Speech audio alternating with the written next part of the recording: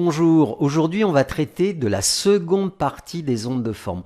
Je parle des ondes de forme qui se trouvent dans une habitation. Moi, c'est Frédéric et je te fais découvrir la géo et la bioénergie des lieux avec mon site santédeslieux.fr et dans mes formations. Pour t'initier à l'importance des énergies présentes dans un lieu, abonne-toi à ma lettre d'information gratuite. Tu cliques simplement sur le lien qui se trouve dans le descriptif sous la vidéo. Tu recevras en cadeau un guide t'expliquant les bases de la géo et de la bioénergie et dans ce guide, tu trouveras un quiz qui te permettra d'estimer dans une première approche si tout est OK dans ton logement en termes d'énergie. Il s'agit d'une auto-évaluation et c'est donc forcément subjectif, mais ça peut te servir de base de réflexion. Fais le quiz et tu verras. Tu peux aussi t'abonner à ma chaîne Santé des lieux en cliquant sur le bouton rouge qui se trouve en bas à droite de l'écran. C'est le bouton s'abonner. Si tu me regardes depuis YouTube, il y a une petite cloche qui se trouve à droite du bouton s'abonner. Ça te permettra d'être informé dès qu'une nouvelle vidéo sera postée. Et si tu n'as pas encore vu la première partie, je t'engage à la visionner d'abord car tu auras plus d'affinité avec ce que je vais dire dans cette vidéo. Donc je te rappelle en quelques mots les fondamentaux d'une onde de forme. Tout objet a une onde de forme. Et la forme de tout élément matériel génère un champ vibratoire qui dépasse les limites matérielles de l'élément. Et ça peut avoir un impact sur les personnes qui vivent à proximité. Je considère comme Stéphane Cardino, ou plutôt Stéphane Cardino considère l'onde de forme comme étant du son cristallisé, et je suis tout à fait d'accord avec cette manière de voir les choses, et ce son cristallisé entoure l'objet. Chaque élément matériel a une onde de forme qui lui est propre. Les ondes de forme émettent donc des vibrations et peuvent être amplifiées par la nature et la taille des éléments matériels ou des objets. Prenons un premier exemple très concret qui est présent dans une maison, notamment dans des greniers ou dans des soupentes, une poutre. Placer son lit près d'une poutre est moyennement cool car la poutre, pour peu qu'elle soit rectangulaire, qu'elle ait des angles, va émettre des rayonnements vibratoires particulièrement toxiques à cause de ces angles. À ce moment-là, cette dernière, la poutre, va émettre un faisceau vibratoire convergent en forme de pointe qui va pénétrer le corps éthérique de la personne ou des personnes qui se trouvent dans l'axe de la poutre. Ces effets de pointe sont particulièrement connus des praticiens en Feng Shui. Et ces effets de pointe sont d'autant plus importants si la poutre soutient un poids important, un plancher avec du mobilier situé au-dessus par exemple. Cela parasite donc le biochamp des personnes qui sont en dessous, allant jusqu'à perturber leur sommeil. Et s'il s'agit d'une grande et grosse poutre, l'effet de pointe peut dépasser les 2 mètres et peut aller altérer jusqu'à la santé des personnes qui dorment dessous. Toutefois, on peut en atténuer les effets de pointe en rabotant les angles de la poutre pour créer des arrondis qui n'agresseront plus le biochamp de la personne. Voilà pour un élément d'architecture, passons aux objets. Et je vais te donner un autre exemple vécu en intervention avec un objet assez particulier. Il y a quelque temps, une personne m'a appelé pour me demander si je pouvais venir la rencontrer chez elle parce que depuis quelque temps, elle ne se sentait plus vraiment à l'aise dans son salon.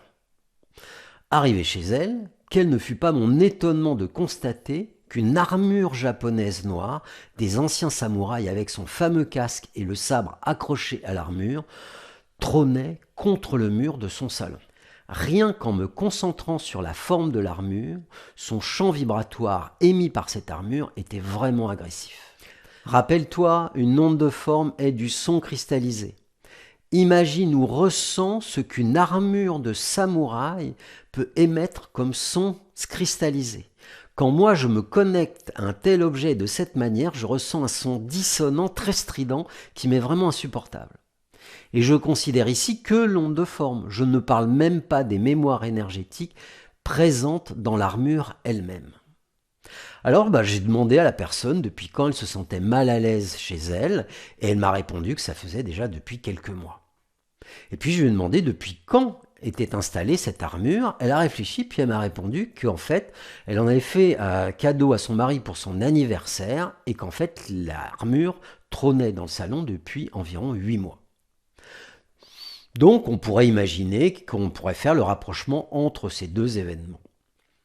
Et je lui ai simplement proposé de déplacer l'armure dans un endroit plus éloigné où elle ne serait pas à proximité, ce qu'elle a accepté. Puis elle m'a rappelé quelques jours plus tard pour me dire que ça s'était bien calmé et qu'elle se sentait beaucoup mieux dans son salon.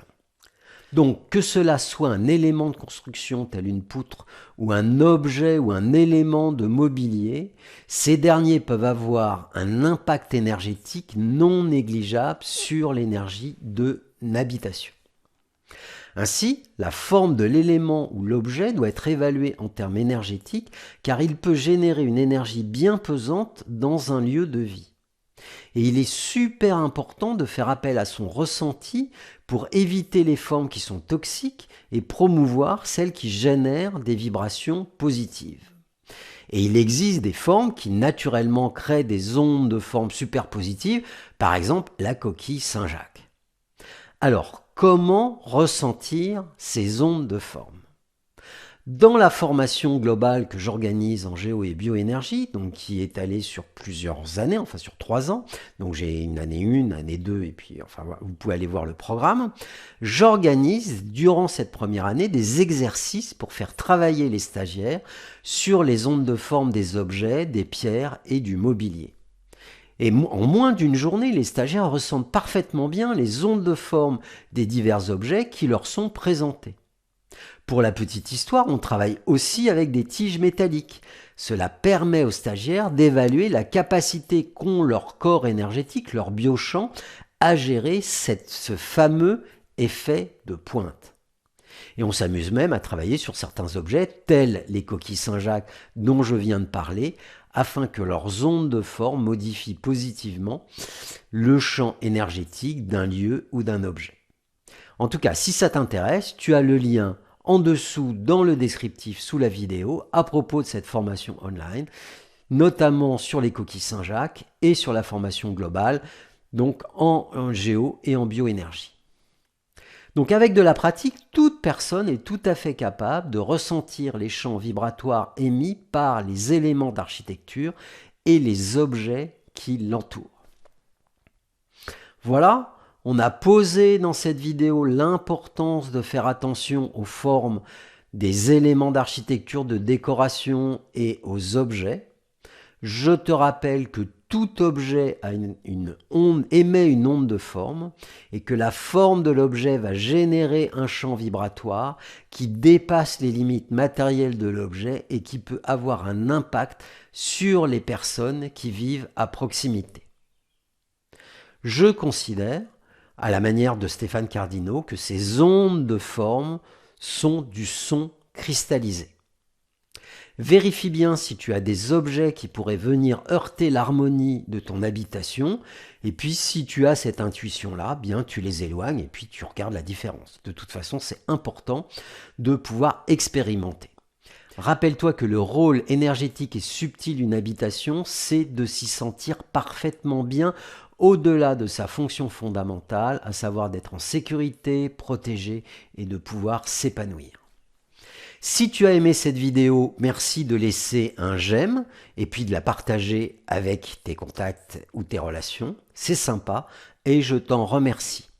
Et si tout ce qui concerne l'énergie des lieux, notamment des sites sacrés, t'intéresse, tu peux aussi consulter le site secretdeslieux.fr au pluriel, qui propose des journées découvertes et des stages d'initiation à ces très belles énergies que j'aime comparer à d'excellentes pâtisseries, ici en Bretagne, en Finistère, ou sur Paris, ou dans le sud de la France.